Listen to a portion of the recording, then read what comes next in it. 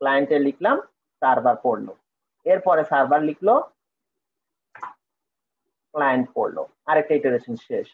এর পরবর্তীতে এখন যদি আমি লুপটা শেষ করতে চাই তাহলে লিখবো যে ক্লাস শেষ, যদি সত্যি সত্যি শেষ হয় না আমাদের ক্লাস, তারপরে এন্টার দিলাম, আর এখানে সার্ভারের এখানে লেখাটা চলে আসছে। কিন্তু আমাদের while লুপটা শেষ হয় না, কারণ সার্ভারের আর একটা কাজ বাকি আছে, সার্ভার নিজে লিখবে আবার ক্লাস শেষ, তারপরে আমাদের while লুপটা কমপ্লিট হবে। ঠিক আছে না? তাহলে কি এটা সিঙ্গেল টু ওয়ে কমিউনিকেশনের পাশাপাশি আমরা টু ওয়ে মাল্টিপল কমিউনিকেশনও দেখলাম। আচ্ছা, এতটুকু আমরা যা আলাপ আলোচনা করছি, আশা করি আমরা কারো কোনো সমস্যা নাই, কারো কোনো বুঝতে প্রবলেম আছে কারো, তাহলে জিজ্ঞেস করতে পারে। স্যার একটা কোশ্চেন ছিল স্যার। হ্যাঁ স্যার, আমরা যে ক্লায়েন্টে যে লিখলাম যে ক্লাস শেষ, এটা কি সার্ভার কি রিড করতে পারবে? হ্যাঁ হ্যাঁ, ওই যে রিড করলো, এই যে প্রিন্ট করলো, দাঁড়ান, এই যে ইনফরমেশন, এই যে রিড প্রিন্ট করলো, আবার যখন সার্ভারও ক্লাস শেষ, ওটা আবার ক্লায়েন্টও রিড করবে? হ্যাঁ হ্যাঁ হ্যাঁ, এই যে লাস্টের বাক্যটা, information from server, client machine, আর ওইটা সার্ভার। Okay sir. ওকে, আমরা খুব সুন্দর করে আসলে একজন আরেকজনের সাথে কথা বলতে পারি, কিন্তু এখন আমরা একটু দুষ্টুমি করব। সেটা কি, সার্ভার মেশিনটা চালাই আগে। আচ্ছা, না ওইটা দেখার জন্য আগে আমরা আরো সিম্পল কেসে চলে যাই, ওয়াইল লুপটা তুলে দিই। ঠিক আছে, ওয়াইল লুপটা তুলে দিই। ওয়াইল লুপের ক্ষেত্রে একই প্রবলেমই হবে, তো আগে একটু সিম্পল থেকে বুঝে আসি, তারপরে যাব ওয়াইল।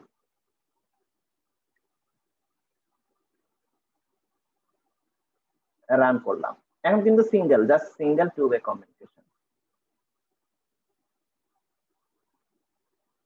একটা জিনিস খেয়াল করছেন কেউ আগের কেসে একটু আগে যেটা দেখালাম, এই যে প্রশ্ন করলো যে এর আগে, সেটা হচ্ছে কি, আমরা সবসময় লেখাটা শুরু করতে কে? ক্লায়েন্ট। এখন যদি আমি চাই সার্ভারটা লেখা শুরু করবে,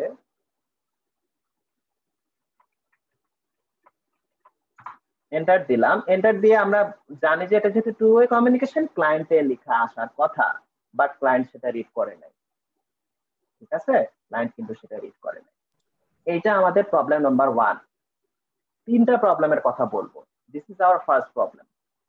সার্ভার আগে লেখা শুরু করলো, ক্লায়েন্ট কিন্তু ওটা রিড করে নাই। কিন্তু ক্লায়েন্ট যদি লিখে, এর লেখাটার এন্টার দেওয়ার পরে সার্ভার যে কথাটা লিখছিল সেইটা আসছে ক্লায়েন্টের কাছে, আর সার্ভার কিন্তু এই ক্লায়েন্টের কথাটা একবারেই লিখে ফেলছে। সার্ভার কিন্তু কোনো ওয়েট করে নাই, যেরকম ক্লায়েন্ট একটু ওয়েট করছে, মানে ক্লায়েন্ট না লিখার আগ পর্যন্ত সে কিন্তু সার্ভারের লেখাটা সে পড়ে নাই। আমরা কি প্রবলেমটা বুঝতে পারলাম যে কি হলো? আপনি যখন সার্ভার হিসেবে কথোপকথনটা যখন কনভারসেশনটা যখন সার্ভার শুরু করতে গেল, সার্ভার যখন প্রথম রাইট করতে গেল, তখন হচ্ছে ঝামেলাটায় পড়লাম। এটা আমাদের প্রবলেম নাম্বার 1। এই প্রবলেমটা ওই যে ওয়াইল লুপ দিয়ে করলেও হবে। সার্ভার যদি আগে লিখে তারপরে যদি ক্লায়েন্ট লিখে, এই একই জিনিসটা প্রবলেমটা হবে। এমনি একটা প্রবলেম অ্যারাইজ করছে, এটা কি আমরা বুঝতে পারতেছি এট লিস্ট? G sir. মানে সাথে সাথে কিন্তু আসে নাই, পরে আসছে, তাই না? পরে আসছে। আচ্ছা, এটা এক নাম্বার প্রবলেম। সেকেন্ড প্রবলেমটা হলো আমরা while লুপ দিয়ে সেকেন্ড প্রবলেমটা দেখতে হবে আর কি। এটা একটু ডিফারেন্ট টাইপ অফ প্রবলেম, কাছাকাছি আবার ডিফারেন্ট টাইপ অফ প্রবলেম।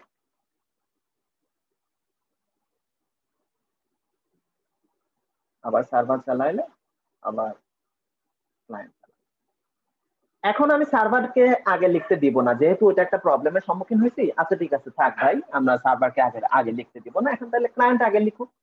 ঠিক আছে, তাহলে হাই 1 ফ্রম ক্লায়েন্ট,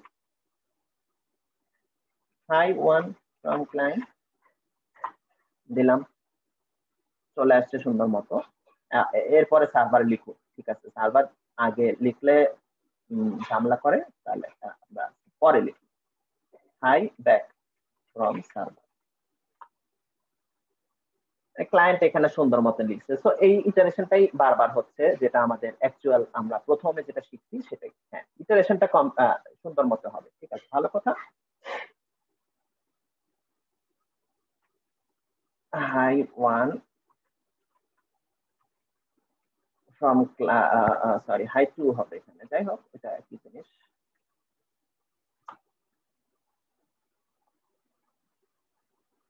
এইখানে চলে আসছে আবার একই রকম আর কি, একই ইটারেশনটাই আর কি চালাচ্ছি আমি, জাস্ট আরেকটা কেসের ঝামেলা দেখা।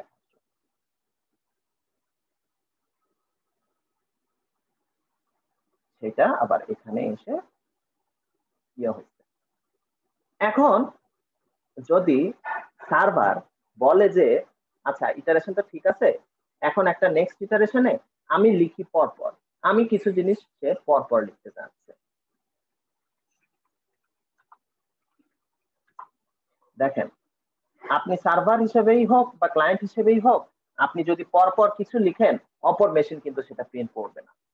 দেখতে পাচ্ছেন, অপর মেশিন কিন্তু সেটা প্রিন্ট করে না। কিন্তু ক্লায়েন্ট থেকে যদি আমি কিছু দেই, সার্ভারের সেই প্রথম কথাটা, এই যে প্রথম যেটা বাক্য সে লিখছিল, যেটা এখনো স্টিল ক্লায়েন্টের এখানে প্রিন্ট হয়নি, সেই কথাটা সে প্রিন্ট করছে অনেকক্ষণ পরে প্রিন্ট করছে, তাই না? তো এটা হচ্ছে আমাদের সেকেন্ড প্রবলেম, যে পরপর যদি একই মেশিন কথা বলতে চায়, এটা ক্লায়েন্ট হোক বা সার্ভার হোক, একই জিনিসটা ক্লায়েন্টের ক্ষেত্রেও দেখা যাবে। তো this is our second problem, যে পরপর যদি একই কথা বলতে চায়, মানে একই মেশিনই যদি পরপর কথা বলতে চায়, তখন কি হয়, ওই ওই ওইটাও মানে অপর মেশিন প্রিন্ট করতে পারে না, মানে রিড করতে পারে না। ঠিক আছে, সেকেন্ড প্রবলেমটা বুঝছি। এই যে সার্ভার কিন্তু এখানে দেখেন পরপর লিখছে, কিন্তু ক্লায়েন্ট কিন্তু ইয়ে করতে পারে নাই, ক্লায়েন্ট শুধু একবার ইয়ে করে। তাহলে আমরা দুটো ক্লায়েন্ট থেকে দুইবার চেক করেন স্যার।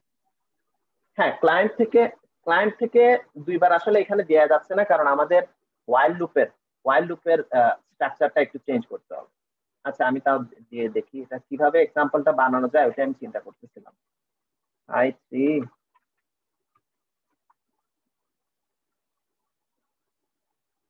হ্যাঁ হ্যাঁ হ্যাঁ, আচ্ছা না ঠিক আছে। হ্যাঁ, ক্লায়েন্ট থেকেও দেখেন, এই যে এটা লিখলাম না, ক্লায়েন্টের এখানে দেখেন এটা কিন্তু লেখা চলে আসছে। কিন্তু এখন আবার যদি পরপর এই যে ক্লায়েন্ট থেকে ইয়েটা করছেন, প্রশ্নটা করছেন যে দেখেন হাই পরপর লিখছি, দেখছেন সার্ভারে আসে নাই, তাই না?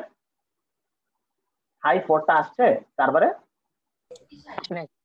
আসে নাই। তাহলে this is our second problem, যে একই মেশিন থেকে যদি পরপর একই অপারেশন করে তাহলে কিন্তু আসতেছে না। আর আমাদের ফার্স্ট প্রবলেমটা কি ছিল, যে সার্ভার যদি আগে লিখে, মানে ক্লায়েন্ট যদি পরে লিখে, সেটা আমাদের প্রবলেমের মধ্যে পড়ে। আচ্ছা, এখন এটার রিজনটা কি কে বলতে পারবে? এটা রিজনটা কিন্তু আপনাদের হাতের মুঠায় আছে, একটু চিন্তা করেন।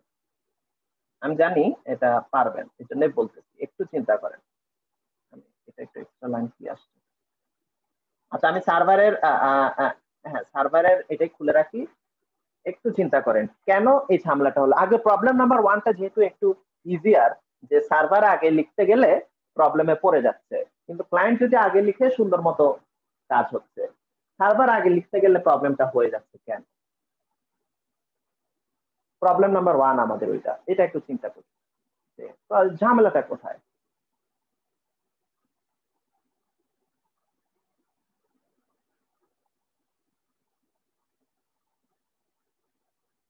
যে কেউ কিছু একটা ট্রাই ট্রাই ট্রাই করে বলতে পারেন।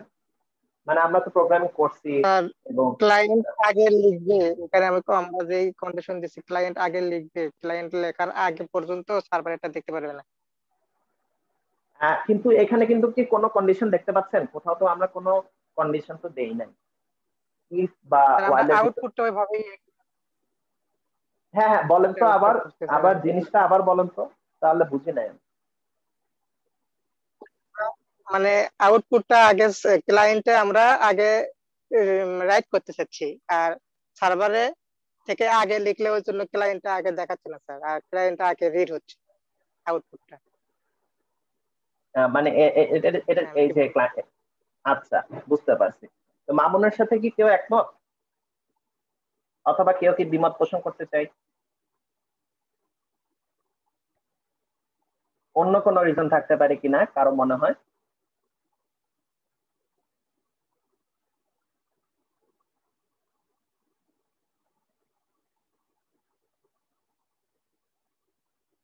আচ্ছা, দেখেন, ইয়া যেটা বললো সেটাই হচ্ছে আনসার, কারণ এটা আপনারা সবাই এটাই চিন্তা করছেন। ব্যাপারটা কি, আমরা প্রোগ্রামিং এর লাইনগুলা আমরা কিন্তু যে প্রোগ্রামিং ফলো করতেছি, আমরা সি প্রোগ্রামিং যেটা করি অথবা সি প্লাস প্লাস বলেন, জাভা বলেন, এগুলা কিন্তু সবকিছু আসলে স্ট্রাকচার প্রোগ্রামিং। হ্যাঁ, অর্থাৎ আপনি কিন্তু কম্পাইলার কি করে, কম্পাইলার কি এই যে কম্পাইলার তো আমরা জানি যে এখান থেকে শুরু করে, কম্পাইলার তো আমরা জানি যে এখান থেকে শুরু করে। তো কম্পাইলার যখন এখান থেকে শুরু করে, তা সে কিভাবে কাজ করে, সে কি কখনো জাম্প করে বলেন তো? যদি না কোনো একটা ফাংশন হয়, ফাংশন ছাড়া কম্পাইলার কি কখনো মানে সিকোয়েন্সিয়ালি না না গিয়ে ধরেন এই 17 নাম্বার লাইন থেকে সে লাফ দিয়ে 28 নম্বরে যাবে? ব্যাপারটা এরকম কখনো হয়? কখনো কিন্তু হয় না। এটাই স্ট্রাকচার প্রোগ্রামিং এর মেইন একটা প্রপার্টি, যে সবকিছু সে সিকোয়েন্সিয়ালি হ্যান্ডেলিং করে। তো জাভাটাও স্ট্রাকচার প্রোগ্রামিং ফলো করে। তো সেই রকম ভাবে তাহলে কি একটা লাইনের পরে একটা লাইন যাচ্ছে। এখন একটু চিন্তা করেন তো, ক্লায়েন্টটা আমরা যখন ডিজাইন করছি, কিংবা সার্ভার, আচ্ছা ঠিক আছে সার্ভারটাই আগে দেখি। সার্ভারটা যখন আমরা ডিজাইন করছি, ওয়াইল থাকুক না থাকুক ইট ডাজন্ট ম্যাটার, ওয়াইল তো কিছু না, একই জিনিস। তো ওয়াইল এখানে একই একই ব্যাপার। সার্ভারটা আমরা যখন ডিজাইন করছি, তখন প্রতিটা ইটারেশনের প্রথম কাজটা কি? আগে রিড করা না? আগে এক্স্যাক্টলি। তারপরে কি? তারপরের কাজটা হচ্ছে রাইট করা। তো আপনি যখন এই ইটারেশনের ভিতরে ঢুকলেন, আপনি যতই তাকে বলেন যে এখন তুমি লিখবা লিখবা লিখবা, সে কি কখনো লিখতে পারবে? তার ইটারেশন কি এক্সপেক্ট করতেছে? তার ইটারেশন কি এক্সপেক্ট করতেছে? আগে রিডিং না? জি স্যার, আগে রিড করতে হবে। আগে রিড করতে হবে। সে তো এক্সপেক্ট করতেছে যে আমার কাছ থেকে তো ওখান থেকে মেসেজ আসবে, আমি লিখবো কেন? বললেই হবে নাকি? কিবোর্ডে দিয়ে দিলেই তো হবে? আমাকে তো আগে লিখতে হবে, মানে সরি, আমাকে তো আগে পড়তে হবে, তারপরে না আমি লিখবো।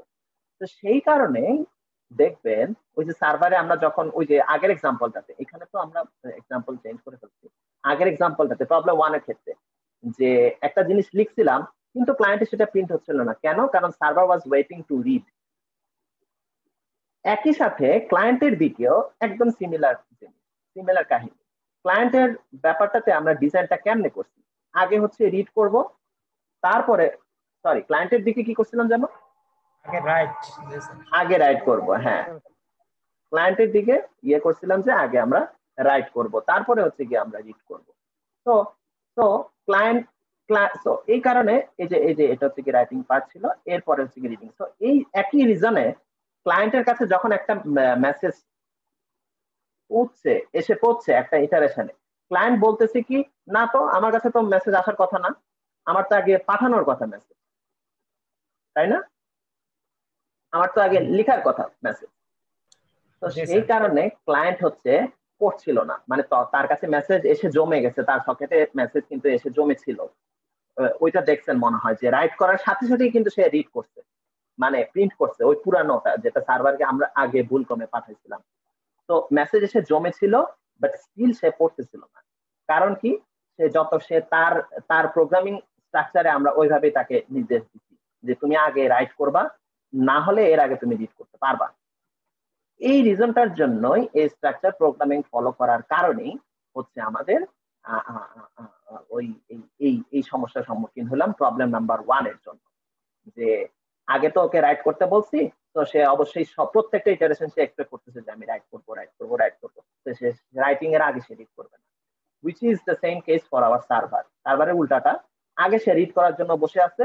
তো সে আপনি যতই লিখেন প্রত্যেকটা ইটারেশনের শুরুতে সে কখনোই লিখবে না, সে রিডিং করার জন্য বসে থাকে। তাহলে কি হলো? এই সিচুয়েশনের জন্যই আমরা আসলে এই প্রবলেমের সম্মুখীন হলাম, আমাদের প্রবলেম নাম্বার 1 এর সম্মুখীন। আচ্ছা, এই জিনিসটা থেকে কাজে লাগিয়ে, এই এক্সপ্লেনেশনটা কাজে লাগিয়েই এখন সেকেন্ড প্রবলেমের রিজনটা কেউ বলতে পারবেন আমাকে? বলেন তো। রিজনটা সেম, স্ট্রাকচার যতবারই নতুন প্রোগ্রামিং এর। মেসেজ হ্যাঁ হ্যাঁ বলেন। যতবারই নতুন মেসেজ এডিট করবে স্যার, ততবারই ক্লায়েন্টকে এটা রাইট করতে হবে প্রথমে আগে। না না, ওই যে সেকেন্ড প্রবলেমটা আমাদের কি ছিল, ওই যে পর পর পর পর লিখলে আহ, ওই দিকে শুধু প্রথমটা প্রিন্ট হয়েছে, পরের গুলা প্রিন্ট হয় না, এটা ছিল আমাদের সেকেন্ড প্রবলেম। স্যার একটা রিড করার পর তো আবার রাইট করতে হবে, না হয়তো স্যার হ্যাঁ করে দেবে। হ্যাঁ এক্স্যাক্টলি। তাহলে কি দাঁড়াচ্ছে, ক্লায়েন্ট সাইডে যদি আমরা এখন দেখি, তাহলে এই রাইটিংটা মনে করেন একটা ইটারেশন আমরা এই রাইটিংটা করছি, এরপরে কিন্তু কি কি এরপরে পরের স্টেপটাই কি, ক্লায়েন্ট অপেক্ষা করতেছে না যে ওই পাশ থেকে আসবে, ক্লায়েন্ট কিন্তু এইটুকু অংশের জন্য সে ওই ইটারেশনে অপেক্ষা করতেছে, ওয়েট করতেছে যে কখন আসবে কখন আসবে, ঠিক আছে না? সো এই কারণে আমি যদি এরপরে আরো 100টা মেসেজ লিখে দেই ক্লায়েন্ট মেশিনে, এই যে এখানে যেরকম হাই 4 হাই 5 করে 100টা পর্যন্ত লিখিও, ক্লায়েন্ট কিন্তু কোনোটাই পাঠাচ্ছে না ওই পাশে। কেন পাঠাচ্ছে না ক্লায়েন্ট? কারণ ও হচ্ছে ওই প্রথম ইটারেশনে, মানে যতটুকু পর্যন্ত সে করছে আর কি, ওই ইটারেশনে সে বসে আছে যে কিছু একটা আসবে, আমার কাছে কিছু একটা আসবে, কিছু একটা আসবে। ঠিক আছে? এই সেম স্ট্রাকচার প্রোগ্রামিং এর কারণেই এই এই এই একই রিজনে আমাদের প্রবলেম 1 আর প্রবলেম 2 এর মধ্যে আমরা পড়ি। আচ্ছা, এখন আমরা 3 নাম্বার একটা প্রবলেমটা দেখবো, যে 3 নাম্বার একটা ধরনের ঝামেলা হতে পারে। তো এইখানে আমরা আরেকজন ক্লায়েন্টকে নিয়ে আসবো, ক্লায়েন্ট 2। ওয়াইল লুপ থাকুক না থাকুক, ইট ডাজন্ট ম্যাটার, সামঞ্জস্য বজায় রাখার জন্য আমরা 3 জন থেকেই ওয়াইল লুপটা ফেলে দেই।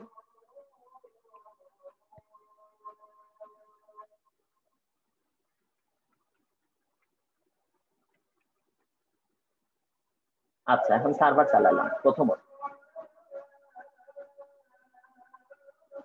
তারপরে ক্লায়েন্ট 1, এটা মনে করেন। আচ্ছা, আমি এখনকার কেসটা একটু ছবিটাতে এখানে আপডেট করে দিই, যেন আপনারা এখানে বুঝতে সমস্যা না হয়। এটা ছিল ক্লায়েন্ট 1। এখনকার ছবিতে আমরা এখানে যে C2 নিয়ে নতুন একজন ক্লায়েন্ট আসলো, 2 ওয়ে কমিউনিকেশনের জন্য সে প্রস্তুতি নিয়ে বড় আশা করে সে সার্ভার কাছে আসছিল, রিডিং এবং রাইটিং। তো দুইটা ক্লায়েন্ট নিয়ে আমরা এখন খেলবো। ক্লায়েন্ট মেশিনটা চালাইছি এখানে না, এই যে এখন C1টা আমরা চালাই। দেখেন C1 এর পোর্ট, এটা একটা র্যান্ডম পোর্ট। C2 টা চালাই, C2 টা চালাইলাম আমরা, এটা দেখেন আরেকটা র্যান্ডম পোর্ট। তো এটা সাধারণত পরপর ক্লায়েন্ট চালালে পরপর পোর্ট ওপেন করা হয়। এইখানে 1591, 1593, 1592 কোথায় গেছে আমরা জানি না, অর্থাৎ এখন মেশিনে, আমার মেশিনে হয়তো কোনো একটা কারণে কোনো একটা প্রসেস 1592 পোর্টটা ব্যবহার করছে, সেই কারণে হয়তো ওই পোর্টটা ক্লায়েন্ট খুশি দিতে পারে। আচ্ছা, যাই হোক, তো আমরা জানি যে সিকোয়েন্সিয়াল প্রোগ্রামিং এর প্রবলেম আছে, তো ওই প্রবলেমগুলো মাথায় রেখে আমরা ইয়ে করি, ওই প্রবলেমগুলো মাথায় রেখে আমরা আসলে কাজ করাই।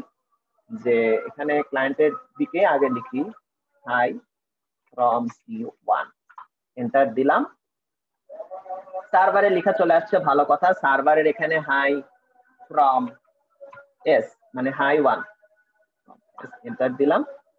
দেখেন বিষয়টা বন্ধই হয়ে গেল।